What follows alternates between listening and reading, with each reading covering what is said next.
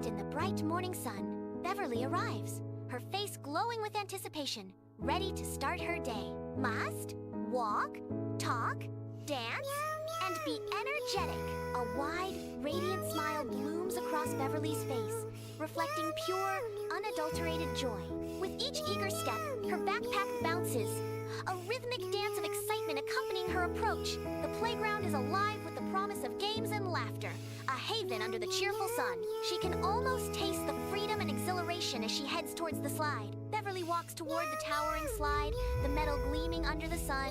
At the slide's base, Tando stands with arms crossed, his expression a stern frown. Beverly pauses, the joyful anticipation replaced by a flicker of concern.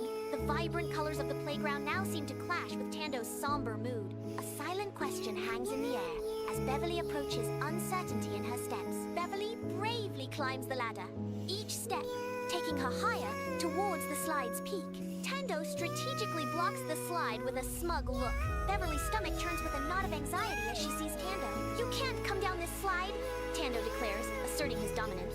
"It's only for big kids like me," Tando boasts, his words echoing with challenge. Bathed in gentle light, Beverly's father kneels, his eyes mirroring unwavering love and resolve. He gently guides young Beverly, his touch a silent promise of protection and wisdom. "When someone is unkind, use your 3 steps of courage," he says, his voice a soothing balm.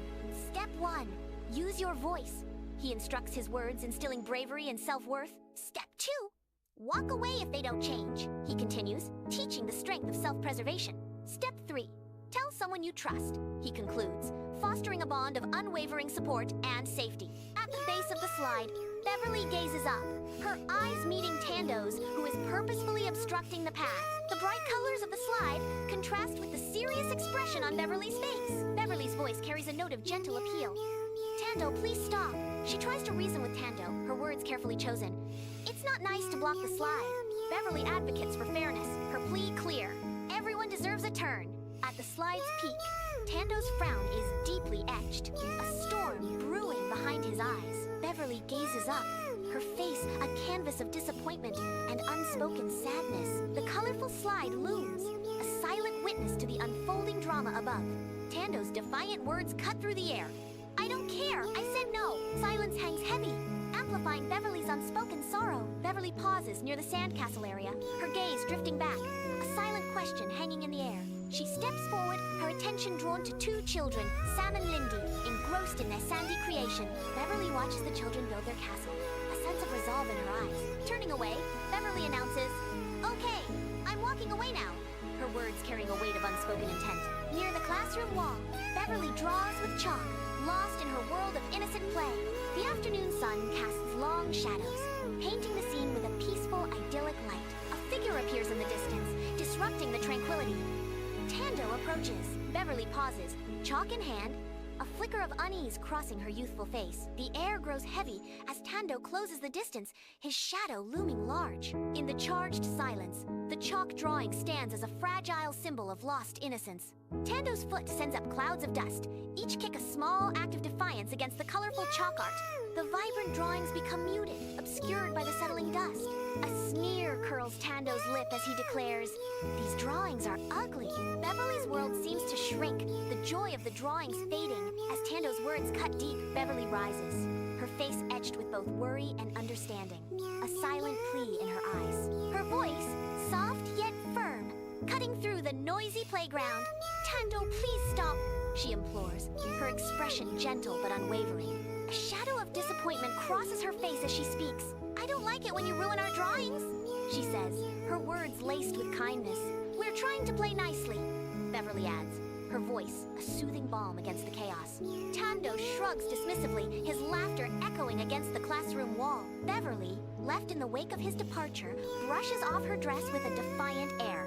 A silent moment hangs in the air, heavy with unspoken words and lingering tension.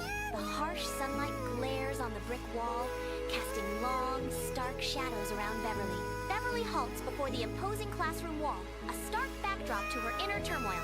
The wall looms, a silent observer to her decisive moment. Her resolve hardens, etching determination onto her features. "Step 2. Walk away," Beverly declares, her voice a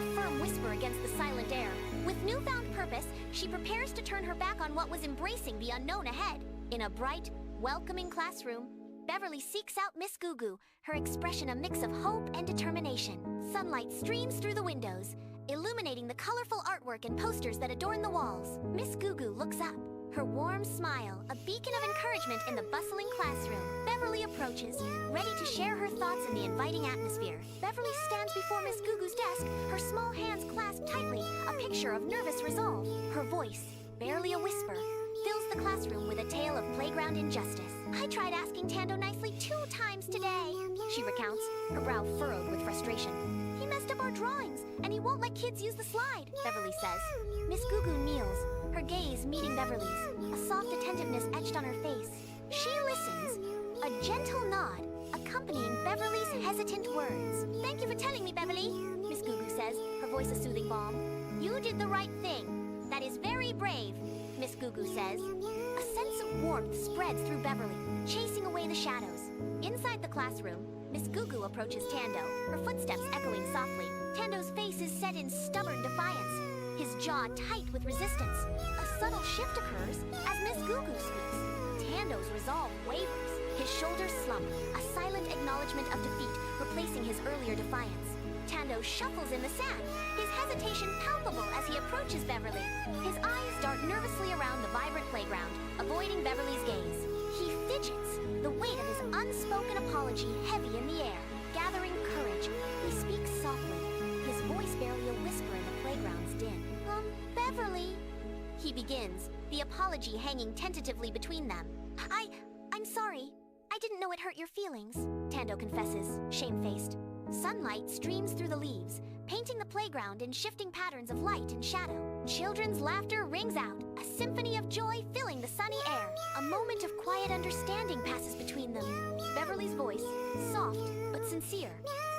Thank you for saying sorry. At the playground, Tando stares blankly at the ground, his solitude amplified by the vibrant, empty swings around him. He kicks a stray pebble, the small action echoing his inner turmoil, a silent rebellion against an unseen force.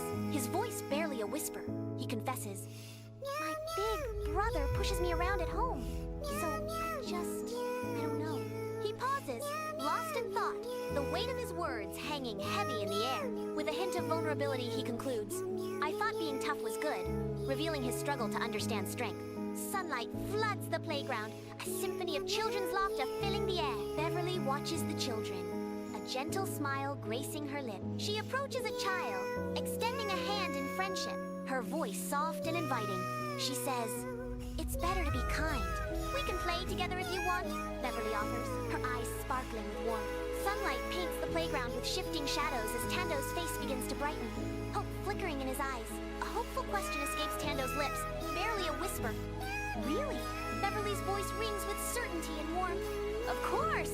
Beverly's words resonate, a promise of kindness hanging in the sun-drenched air. Everyone deserves a chance to be kind.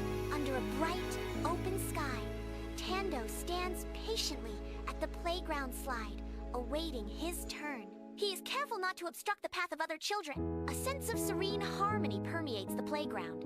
The atmosphere is calm and relaxing. Tando's gentle demeanor reflects the peaceful scene. Sunlight warms the playground where Tando kneels beside Sam, a shared purpose in their focused expressions. Tando carefully guides Sam's small hands as they mend the broken bucket. Gone are the days of kicked sand. A quiet understanding blossoms between them. A repaired bucket symbolizes a repaired bond, a silent promise of friendship. Bathed in sunlight, the playground bursts with children's laughter as Tando approaches Beverly. Beverly kneels on the asphalt, surrounded by a vibrant explosion of colorful chalk drawings. Tando's hopeful voice cuts through the joyful noise. Can I play chalk with you today?